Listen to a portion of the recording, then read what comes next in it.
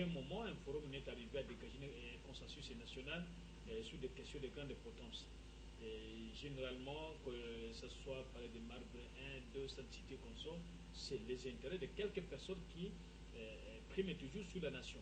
Et aussi, je crois qu'une cohésion nationale parfaite ou totale ne serait que le rêve de Dieu, pas un humain qui pourra croire que lorsqu'on a convoqué un groupe de gens, lorsqu'ils sont là en train de se disputer les 50 dollars en demandant les 8 000 dollars, je ne crois pas que c'est pour l'intérêt de la population. Mais nous pensons qu'il faut laisser les choses peut-être avancer dans le sens qu'elles sont en train d'évoluer. Nous entendons que ces résolutions soient publiées par la presse. Mais je voudrais revenir sur la question très capitale que vous aviez posée au compatriote Norbert Yamba. Et je crois qu'il a existé déjà depuis 1998 une méthode qui a consisté à l'élimination de l'intelligentsia au niveau du sud et du nord Kivu et même une partie de Maniema, tous ceux qui sont intellectuels, tous ceux qui sont élites d'avoir et du savoir, tous ces gens-là sont en train d'être éliminés. Ils étaient éliminés d'ailleurs bien avant la première guerre et ils sont partis très loin avec des empoisonnements où on a commencé à tuer les chefs coutumiers qui connaissent la vérité. Donc une élimination systématique. Et bien préparée, bien organisée. Tandis que les ONG des droits de l'homme, je les entends tantôt, j'ai vu des documents où on m'a cité sur Internet et tout ça, pour ce que j'ai dénoncé cela, mais je n'ai jamais entendu, les descentes sont arrivées, qu'on nous dise, je sais que la MONUSCO va dire, le point de presse sera organisé, non, nous condamnons, mais c'est à l'État congolais de se prendre en charge. L'État congolais doit continuer à se battre. Même on discutait sur Kinshasa, il y a une obligation que l'armée ne peut pas s'arrêter, puisque les Rwandais qui sont partis à Kampala vont pouvoir intégrer le gouvernement congolais. L'État congolais a l'obligation. Et à ce niveau-là, je crois qu'il faut qu'il y ait une option claire et que ceux qui sont partis aux concertations ne trouvent pas, en tout cas, d'inconvénients que nous puissions... Rapidement, M. Benoît, avant que je ne passe la parole à M. Yamba, c'est maintenant un secret des polichinelles, hein, tout le monde en parle, à l'issue de ces concertations nationales, un gouvernement de large ouverture va être mis en place. Peut-être c'est ça les prix à payer pour la cohésion nationale. Qu'en pensez-vous?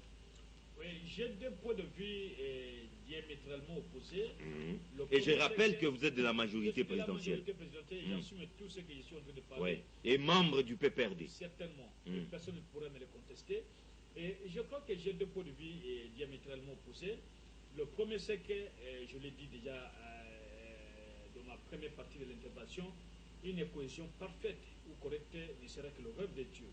Et deuxième chose, c'est que, vous savez, je n'ai jamais vu à travers le monde, là où un ministre a pris l'arme et il est au front pour aller combattre. Je n'ai jamais vu ça.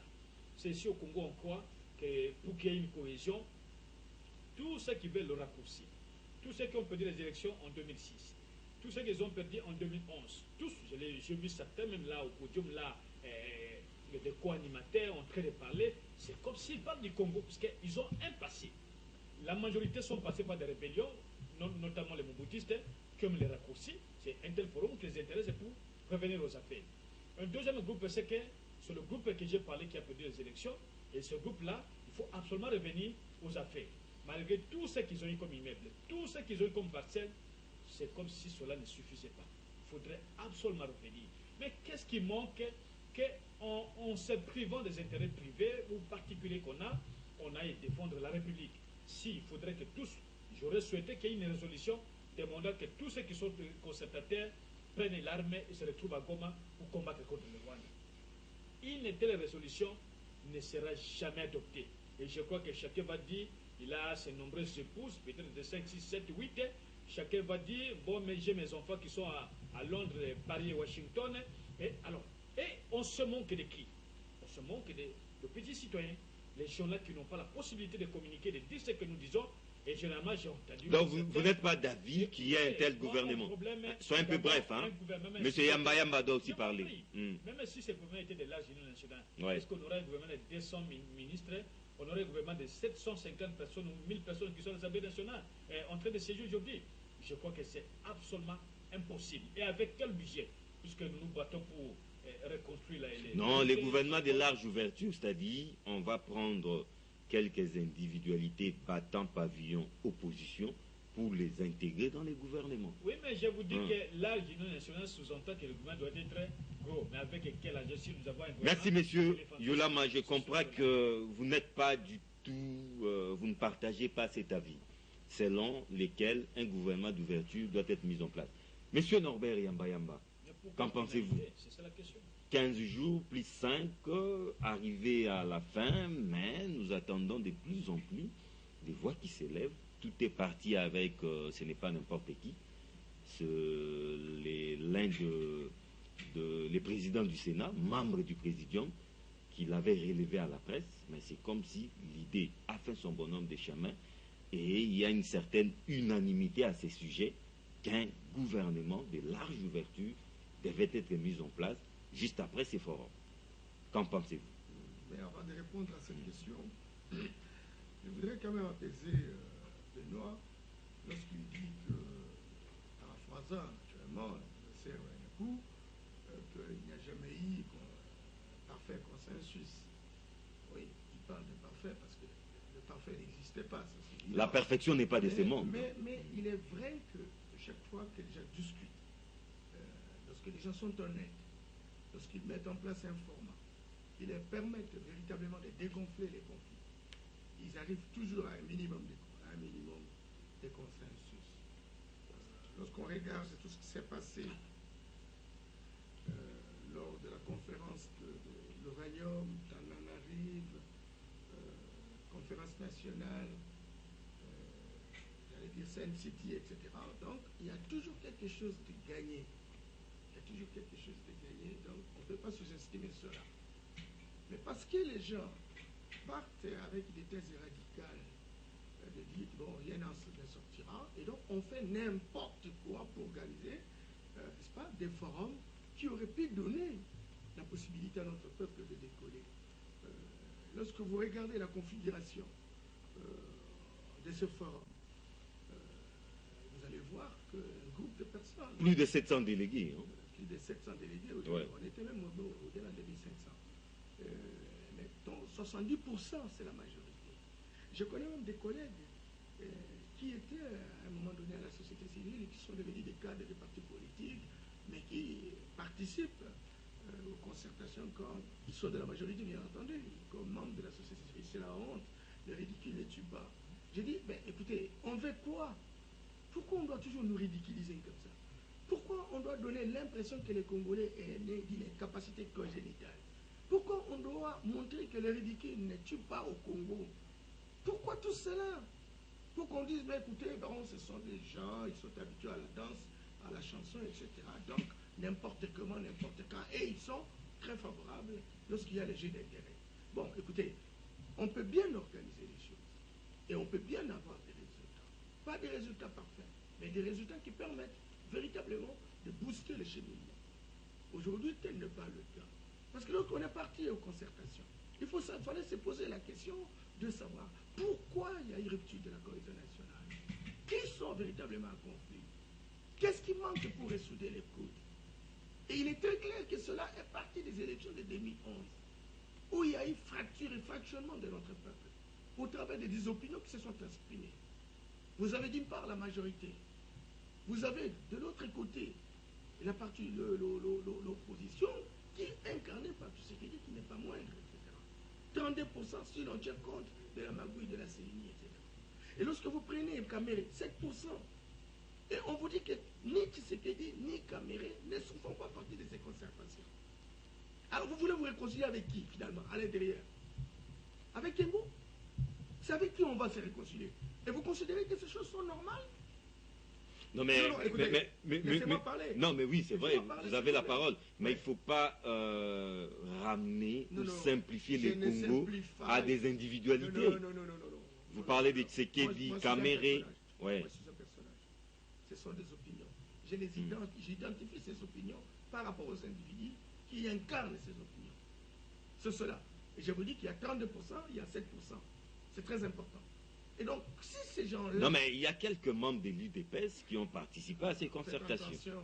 Donc, il y a un bémol tout de même. Hein. Non, non, non.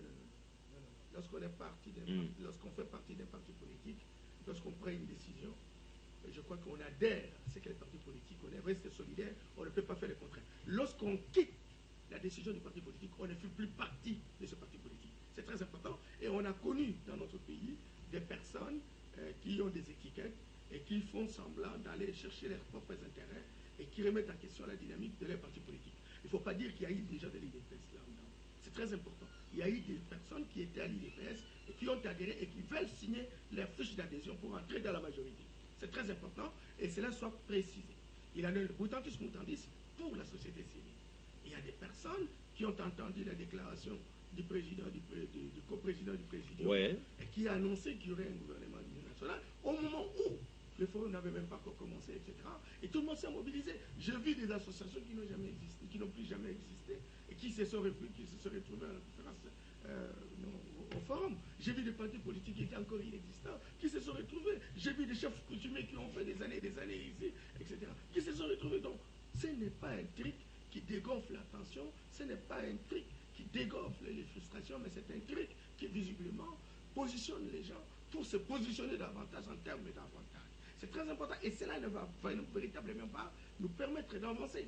Ça, c'est un fait. Et aujourd'hui, tout ce qui se passe à l'Est, c'est parce que vous avez posé la question. Oui. Les Congolais ne seront pas ensemble. On n'a pas pitié du Congo. On n'a pas pitié du Congolais. Parce que si véritablement on avait pitié, on ferait tout, on utiliserait toute la diplomatie pour faire une exclusivité, pour qu'on discute sur des questions questionnantes. La question de l'Est, c'est une question importante qui intéresserait tous les Congolais. Aujourd'hui, on a divisé de plus en plus les Congolais. Et ça, c'est un problème. Ça, c'est un. Deux, la question que vous posiez sur... c'était la deuxième question. Les gouvernements d'union nationale. Les gouvernements de large ouverture. Écoutez, mon cher ami. Écoutez, on a entendu ça de la bouche du président... Léon Kingo Adundo. Qui a annoncé cela. Et j'ai entendu même des gens, des personnes que je considérais comme crédibles. J'ai horreur devant les intérêts. Et qui disent non, tous ceux qui sont contre les gouvernements là sont des agitateurs. Des personnes que je respecte et que je respectais. Je suis très désolé. Je suis très désolé quand quelqu'un ne sait plus quoi faire. Quand quelqu'un qui était habitué à entretenir 4 ou 7 femmes, etc., n'a plus de l'argent pour entretenir toutes ses maîtresses, etc., s'autorise véritablement de jeter des boulets rouges sur les compatriotes qui pensent que le Congo doit fonctionner autrement, qui pensent qu'on peut pouvoir chercher d'autres alternatives que celles dont on a opté, etc., et qui considèrent cela comme des agitateurs. Ce n'est pas correct. Le gouvernement d'union nationale, quel gouvernement d'union nationale? On discute sur la question, on a pris des résolutions. Alors maintenant, il y a un gouvernement qui a été élu. N'est-ce pas? Il n'y a pas de discussion autour des élections de 2011. Mais s'il y a un gouvernement qui a été élu, un gouvernement qui jouit d'une légitimité, pourquoi faire un gouvernement d'union nationale? Il faut attendre 2016, carrément. Bien entendu. Bien entendu, non, il faut que je termine. Oui, rapidement. Et il faut pas qu'il y ait un gouvernement. Si les gens de l'opposition, de la société civile, j'entends les gens dire, mais c'est en bas, mais viens, non? Là-bas, il y a partage du pouvoir. La conséquence, monsieur, j'ai vu des collègues au bureau plusieurs fois. Viens. Vous traînez les pas, apparemment. Non, mais moi, je ne peux pas entrer dans une histoire comme ça. L'histoire et les générations futures poseront la question à tout un chacun. Qu'est-ce qu'on aura fait? Quel est le degré de crédibilité? Comment on a compati par rapport à la criminalisation de notre pays? Non, mon cher ami. Et donc, les gens sont partis tout en sachant qu'ils ne vont pas résoudre le problème, mais comme il n'y a que le tissu politique qui peut donner la richesse aux gens, qui peut donner le véhicule, mon ami. Mon frère disait tout à l'heure là, il y a des gens qui ont conçu des immeubles, mais qui ne sont pas toujours satisfaits. Des éternels insatiables, non? Qui continuent toujours à se Merci, M. Norbert. Et donc, le gouvernement d'union nationale a été calculé dans la perspective de faire plaisir aux chefs, dans le sens qu'on leur donne le pouvoir pour qu'ils jouent sur la Constitution de manière à remettre en question les articles qui ont été verrouillés. Ah bon? Maintenant, ils sont en Donc, c'est ça les pièges. Hein? C'est ça, véritablement, les pièges. Et peut-être que j'entends même des gens de la majorité, certains ne sont pas d'accord avec ça. Et bien maintenant, on est en train de jouer sur les recensements. Je reviens à vous. Monsieur Oulama, une réaction par rapport à cette question des gouvernements de large ouverture, parce que là, nous tendons déjà vers la fin de l'émission.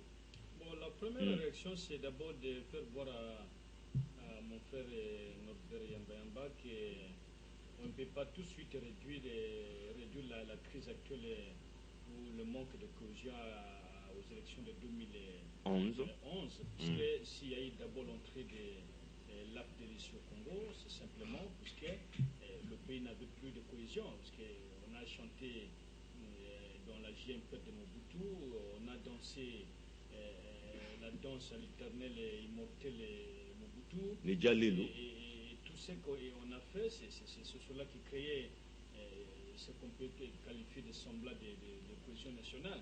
Et en dehors de ça, la crise sociale étant devenue très aiguë, sur le plan éducatif, sur le plan de la prise en charge des malades, sur le plan de la paix même des enseignants qui sont dans un domaine très sensible. Et je crois qu'on qualifiait un enseignant, on les comparait à un singe qui est en train de faire le voyage de la savane. Et je crois que c'est autour de cela qu'il fallait peut-être probablement réfléchir et dégager des grandes idées pour qu'on sauve la République. Mais moi, je pense qu'il n'est pas aussi nécessaire qu'on cite des individus, puisque avec un mode de scrutin proportionnel, chacun peut faire le jet, même ayant obtenu le 20e du 100e micro-vie, on peut devenir député. Mais quant à réduire la question sur des personnes que je ne voudrais pas nommément citer, moi je crois que là aussi c'est biaiser tout le travail que le Congo a fait depuis 2 années. Et j'aurais souhaité qu'on parle plutôt des questions fondamentales liées notamment à l'occupation des consciences. Et là aussi, je crois que les pasteurs aussi, parce que souvent on fait croire que les pasteurs sont arrêtés justement, tous ceux qui sont passés comme concertateurs à l'Assemblée nationale où ils sont en train de siéger en ce moment, je crois qu'ils devaient parler aussi des questions de l'Église, l'Église de rebelles, l'Église catholique, l'Église de Dieu aujourd'hui, plus un problème qu'une solution aux vies humaines. J'aurais souhaité que le pasteur discute des questions qui sont liées à leur fonctionnement et à leurs collègues qui sont arrêtés, détenus par la justice, pour qu'on ait de la société à sortir, puisque les églises de rebelles ont fait quand même un travail énorme, on y a gardé des masses.